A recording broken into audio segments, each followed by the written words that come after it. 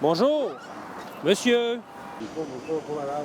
Vous êtes pas malade? Vous devez avoir chaud, vous, là, habillé comme ça? Tranquille, là.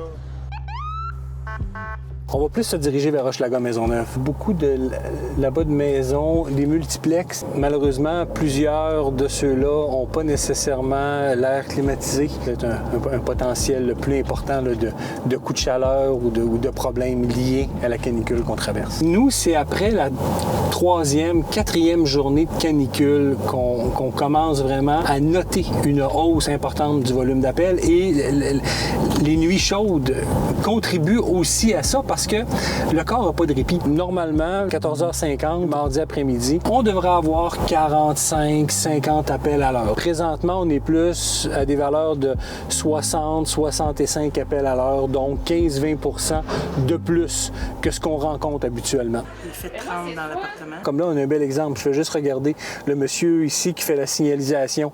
Il vient de se mettre à l'ombre, il a enlevé son casque. Clairement, cette personne-là doit prendre plus de pauses aujourd'hui, doit boire beaucoup d'eau. Et si elle ne le fait pas, bien, il y a de fortes chances qu'elle se retrouve avec des signes et symptômes de coups de chaleur, donc des étourdissements, des nausées, des maux de tête. Alors, il faut être très prudent. C'était pas trop chaud aujourd'hui le travail? Ça a bien été? Vous avez bu beaucoup d'eau? Oui. On mise beaucoup sur la prévention parce que, à quelque part, quand les gens font appel à nos services, il est trop tard.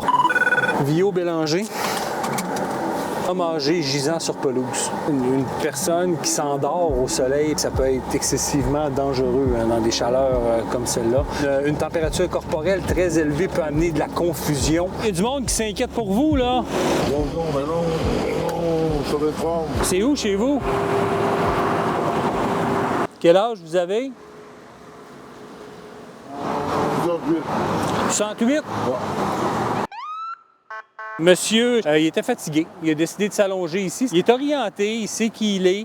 Il est très chaud. OK? Fait j'haïrais pas ça. Peut-être un kit de signes vitaux complet. Fait chaud de mettre un manteau, hein? Nous, on est préoccupés justement par son état de déshydratation. Peut-être un petit peu de confusion dans son état, mais pour l'instant, l'histoire ne dit pas pourquoi il est ici en ce moment. Nous, on lui recommande fortement d'aller dans un centre hospitalier. Par contre, monsieur refuse d'être transporté. En termes de santé publique, là, comment tu appréhendes les prochains étés?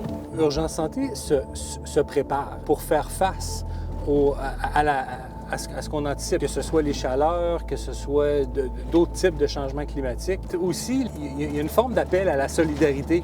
On invite la population peut-être à regarder autour. Hein? Une personne qui est au sol, au soleil, qui semble inanimée, allez la voir, demandez-lui si elle a besoin d'aide, si elle ne répond pas.